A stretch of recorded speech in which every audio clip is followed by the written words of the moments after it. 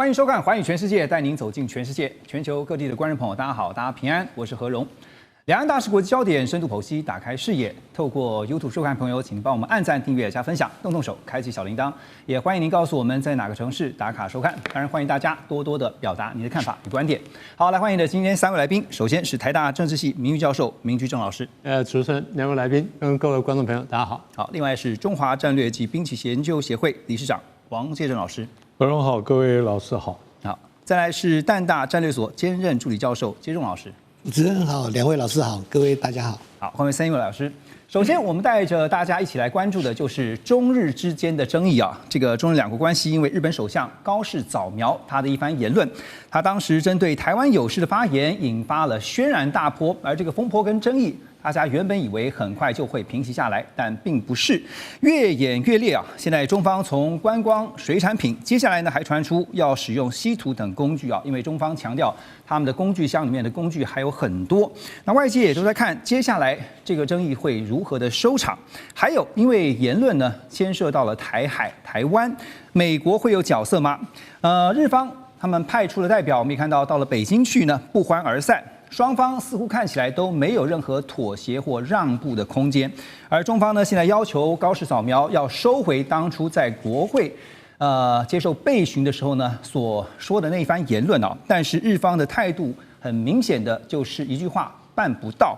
那分析也认为说，双方其实都有在高层，特别是执政权力上的一些顾虑啊。所以想先请教明老师啊，您觉得高市早苗他的发言，因为现在有不同的看法，有人认为其实不妥，但是也有人认为实在是在外交上太不妥当了，因为把原本的战略模糊变成了一种战略清晰，怎么看？我倒不觉得他要把它变成战略清晰，因为他是被问得非常精准。那你作为一个首相被问的这样，他是被前任的那个国防大臣嘛，问到这个问题，那你说问到说。有什么假设情况？那你能说不回答吗？如果说作为一个首相，你答得模糊的话，你这首相不太容易做吧？所以你必须答得很准确。他的回答其实你仔细看到，因为那个我后来查了一下，那个冈田的那个问话呢，大部分文字稿没有出来，但是全世界都在关注高市的这个回答，所以高市的文字稿呢比较清楚。他反复讲说。要根据实际情况，然后综合这个当时发生的状况，再综合各种情报，再做判断是否达到这个标准。对啊，他反复讲的话，然后我觉得就是唯一，如果说大家可以争议的话，他讲了3个如果啊，如果中共派战舰出来封锁，他没有说封锁台湾了，他说封锁，然后美军介入企图突破封锁，这第2个这个如果。第3个如果就是，如果美军介入之后，中共对这个美军呢使用武力的话，那么我们日本要预做准备。他是这么说的。所以你如果根据这个话来讲的话，你说出格嘛？当然，大家觉得出格就是他把大家过去都知道的事情摊开来讲了，把心里的话讲出来了。但是可以这样说哈，但是你说他真的有出格吗？他说没有出格，为什么？他符合我们一贯的政策。为什么一贯政策呢？日本对这个，我想对介正兄也非常清楚了。这个他们对这个一般来说呢，他有没有形成统一见解？如果形成统一见解的话，那就隔天要这样讲话，然后再往下呢，有可能要立法或者一步往下走。他说没有形成统一见解，那只是我国一贯立场。我们的推断哈，如果讲说这是我们日本的内阁或日本政府一贯立场的话，那表示过去我们谈过这件事情，那只是不公开而已。那现在被问到了，然后问的人也是懂行的人，所以他这个就很难回避。所以对他来说呢，其实你仔细看，因为他后来也说，他说我就是好像不应该说那么多。那但是问题是，大家都知道这么回事，他也不是说我一定是这么走。他说了一次，大家把上下文看清楚，只是一种情况。而且高市之后，他也特别提到，他说未来不会再针对这种假设性的提问啊来做回应了，对吗？因为一般有的时候知道引发了轩然大波了。这介正兄非常清楚。一般的情况很尴尬，你就说这种假设性的问题我不回答。或这种事情呢，我想这个以后我们再谈。像这样最后，他大概那时候真是嘴快了一点点了，所以我把它讲出来了。明老师刚刚特别提到，就是说高市把他心里面想讲的话讲出来了哈。不过因为身为一个首相，黄老师啊，这在外交上面会引发争议。我们也看到，确实在后来一连串的这个外交风波，到现在看起来是越演越烈。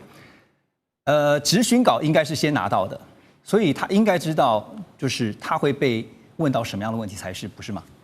首相府会收到很多这个拟答题，因为日本是一个官僚为主的一个社会，包括领袖峰会啊，那个外务省的负责的司长啊，或者他们叫局长，都会坐在首相旁边，然后看着首相念他们事前拟好的答案，是题目先拟好，对，事前跟对方都沟通好，所以至少日本的首相是照着稿子去回答。那么我觉得从日本内政有一个角度。过去啊，相当长一段时间，自民党的执政联盟啊是跟公民党，公民党是一直以和为主的，然后反对这个扩军，反对增加国防预算，所以过去的那个结合跟现在是不一样。现在的这个维新会啊，比相当于这个自民党里面偏右的，那所以他的内阁组成跟政治氛围，就内阁的氛围。跟过去不一样，这是第一。第二就是刚刚明老师讲的，就是他太认真的去针对实质的问题实问实答。那虽然有加了保护，就是说假设是这样，假设是这样，有可能会是怎样？可是这个有点像那个回答那个论文口试了，回答老师了，不像是政治人物。虽然高市不是初出江湖啊。但是他在这个方面很可能还有其他内政的考量，因为他可能鼻子闻到了，就是说今天他的所谓弱势或不稳定内阁，如果能够起手式很强的话，那么会对中比较硬的话，那再加上他刚刚才跟美国川普总统有这么所谓引号融洽的会谈，所以可能他。这个高兴了一点，而且从事后的民意调查支持度看起来是有升高的哈。那我简单就问一句啊，您觉得高市当时在国会的那个问答、这个询答一答，他是真性情使然呢，还是技术性的？就您讲实问实答？我觉得他思考过，他不是初入江湖啊，他老江湖了。好，老江湖了，思考过了哈。明老师，我这边回到您啊，因为在这一次的争执当中啊，大家也注意到的是，中方多次提到。说要求日方要遵守中日双方的4个文件档案啊，大家就开始找了，是哪4个档案呢？哪4个文件呢？这当中又有什么样的意涵呢？我特别找了这个表啊，让您待会等下一边说明的时候，可以一边来看一下，就中日的4个文件啊，包括了这个中日关系的政治基础哈，主要就几个呢，像是中华人民共和国跟日本国政府的联合声明，另外呢就是和平友好条约，还有就是伙伴关系哈，就友好伙伴关系。另外就是这个战略互惠关系的联合声明。来，请。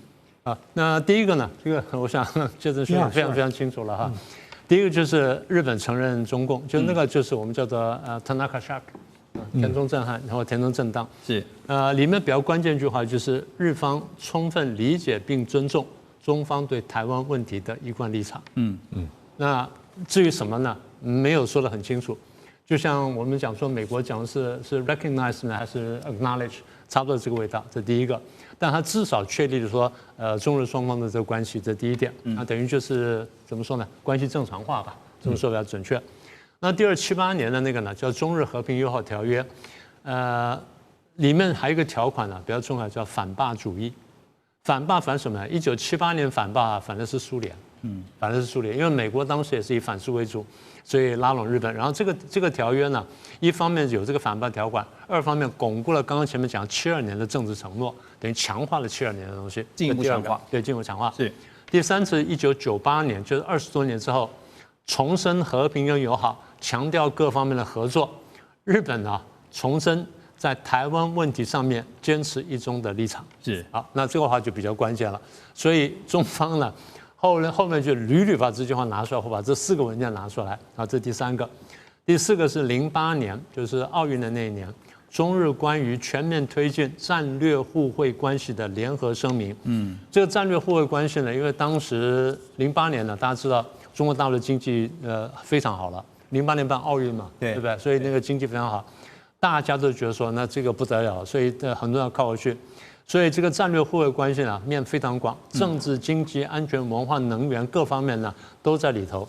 那中方这次提出来呢，简单说，因为很简单，他非常厉害，所以我常常讲说，跟中共这些谈判呢，基辛格在过去回忆录里面写了很多，然后谈论了说我们要非常小心啊，因为他们抓什么东西很厉害。中共跟人家谈这些任何谈判谈什么，第一件事情我先把大框架框好，大框架框好之后呢，在这框架之后，其他事情是推演出来的，而不是说，哎，我跟你随便一项谈，不是这样。我先把框架框好之后呢，东西都在这框架里面，哎，一解释不合框架，那不行，这个不行，这不行，这不行。所以他把框架想得非常清楚。所以基辛格在谈了好几次之后呢，摸到这点了，后来觉得说，啊，这个很重要。对，就跟国务院里面讲说，咱们这样谈一定要好好这样谈。好，那现在这个中共这手拿出来了。他现在拿出来谈的问题呢，不是领土争议，而是你违约。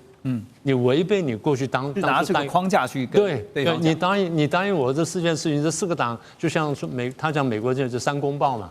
美国怎么回答？3公报，然后这个台湾关系法嘛，啊，现在加个6项保证嘛。对啊，所以也就是双方的解释不一样。好，那第一，这个他是中共是这样想的。第二呢，他把这4个东西呢来评量什么呢？牵涉到这个中国的啊，牵涉到大陆的，牵涉到台湾的，你的各种言行呢，哎，有没有超出这个框架？对，有没有超出框架？有关台海的问题啊，你有没有超出框架？有关安全问题，你有没有超出框架？有关这个冲绳啊，或钓鱼台的什么的，有没有超出框架？更重要一点就是你跟美国联合作战的这些动作或什么等等，有没有超出框架？好，这是第2大块。第3呢，当然就涉台问题了，那不能讲了，就他们觉得非常敏感。对日本来说呢，因为台湾的确在安全跟经济各方面都非常重要，所以日本也不敢随便轻忽。那么这点呢，变成双方变得非常敏感。但问题是，那个分寸很难拿捏，因为你随便双方一动呢，都可能踩到对方的红线。这个题目，而且认定上可能也会有对，就是这样的嘛。对啊，所以也就是说，哦，那譬如说，那你跟台湾的某些官方人物来往了，叫不叫官方来往？他是不是有官方身份，还是已经下台，还是怎么的？这第3块。第4块呢，就是关于冲绳了，或关就是这个或钓鱼台的事情呢。那你不管怎么说呢，你有没有踩到红线？也就是这东西一旦我再说一遍哈，一旦这框架定下来之后呢，他就可以振振有词的指着去讲。所以我们过去跟大陆谈的时候，谈这东西呢，我记得那时候陈昌文也讲过，就是框架的问题或这种大原则问题呢，非常的关键。对，所以其实框架的部分的话，因为当被框住在这个里面的话，其实是解释的部分就看如何去认定哈。接着老师我请教，因为我们回到这个争议的第一现场，就是高扫描他在国会询答，那答辩当中他就回应说，因为他被问到说，如果中国大陆以武力或封锁的方式破坏台海和平啊，而且这个事态啊，就是这个情况严重到威胁到国家的存续，那日本呢就可以依法进入2015的安保法制所规范的存立危机事态啊。这个警戒状态，刚刚我们也特别在闲聊的时候讲到说，已经升级到等于是第2级的这个警戒状态，但是外界会很好奇是为什么会危及到日本的存亡？我觉得这边就是日本这一阵子，日本前阵子开始去扩大这个所谓的危机存亡事态啦，或者是开始扩大对亚洲一些安全事务的参与，这个背后其实是有美国的支持。那我觉得当初美国一定是觉得是说，他如果以后要在西太平洋采取军事行动的话，他希望日本能够提供一个比较具体的协助。对。然后到了拜登政府时期，因为随着美军可能觉得他在西太平洋相对共军没有足够的优势，然后共军的在第一岛链附近的那个精准打击能力不断的提升，所以使得美国政府其实就开始希望日本甚至包括韩国能够采取更具体的行动。所以在拜登政府时期，我相信就是美国有找上日本。针对这个所谓的危机存亡事态啊、集体安全等等，有开始去谈在什么场景之下，你美日要如何联合行动？对，就已经开始在谈到这些具体的计划。其实连韩国尹锡悦政府的时候，其实美方都要求谈过，只是韩国那边的进度没有像日本这么快。所以现在这些活动，包括这个日本开始去扩大对这个安全事务的参与，其实是得到华府的支持。OK， 那我觉得在这次他的谈话里面，因为后面比如说朝日新闻曾经提到说，当时高市是凌晨3点就开始在准备，而且他修改各部会的稿件，坚持要用自己的话作答。问题可能出在这里。因为像21号高市在官邸接受访问的时候，他的回答其实就蛮像是这个就是行政部门准备的答案，政府的立场是一贯的，哪些情况属于适用范围，依据实际发生的个别具体情况，然后综合所有资讯才做判断。这个应该是原本日本行政单位原版帮他准备好要来回复这个询答，对，但是可能就是被他改掉。那他至于为什么这么改，一方面可能就是我觉得对情势多多少少有点误判。所以就是他可能还是把提升自己的政治声望，好，甚至于认为说这样子会不会让华府觉得比较宽心？就有点像是我们常常在提到的是脱稿演出，然后呢把自己心里面的那番话就讲了出来。原本那个说幕僚帮他准备好的稿子没有准备，没有讲，但是呢把他自己心里的话讲出来，但是也引发了轩然大波。后续要如何处理？我们等一下回来继续讨论。